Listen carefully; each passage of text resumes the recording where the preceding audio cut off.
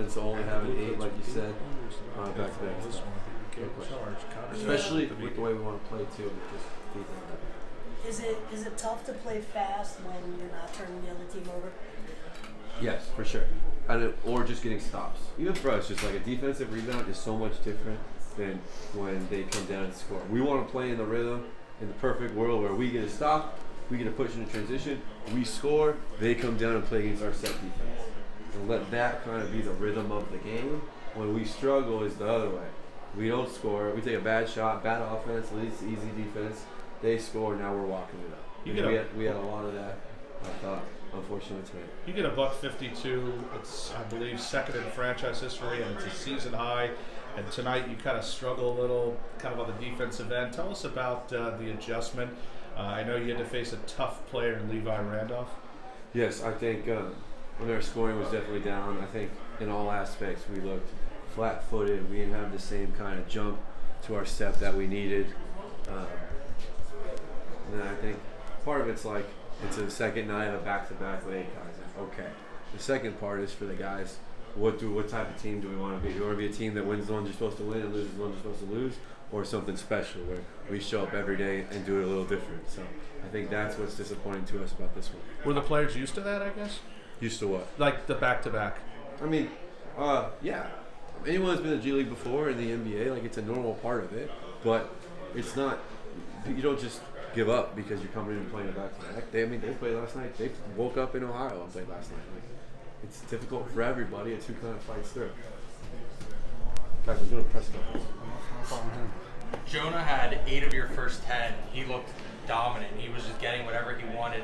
He only scores 8 the rest of the way. Did you notice anything from him after like the first 2 minutes that changed in his game, or no? Lack of I'd say more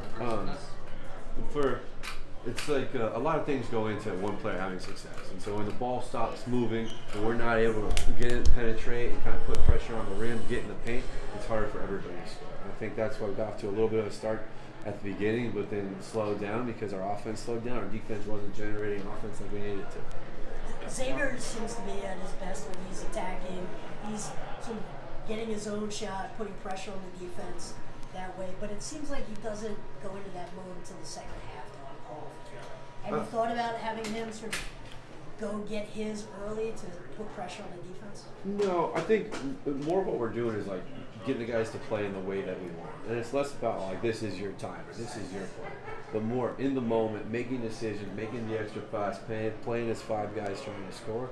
I think he had a great start yesterday. He had 6 assists, I think, in the first 6 minutes, kind of setting the tone for how fast we wanted to play. And I think we lost that pace today. Deron Moore got some extended minutes tonight and looked really well on the glass and offensively. What have you seen from him so far this year? Yeah, I think Demo looks, it was a good game for him. He's kind of improving every day. I think he's kind of understanding what we want to do. It becomes kind of a chess match between our team and the other team where if Demo does a really good job, they just choose not to play their 5. And then it's like, how does he fit in that? We have to make some adjustments about how we can continue to use our size as an advantage. Last one? Jared and Xavier just 20 in this game tonight, and again I know it had to be tough without Zaire and Mario. How big were they in their presence, stepping up tonight? I think Jared's 2 nights now where he's hit a lot of shots. We've asked him to fill a lot of different roles, and it's good to see him continue to have good offensive performance. I mean, he can really shoot, and I think we know that. Last one with Dan. Yeah, this is basically my question. Jared, 7 of 14. Yeah.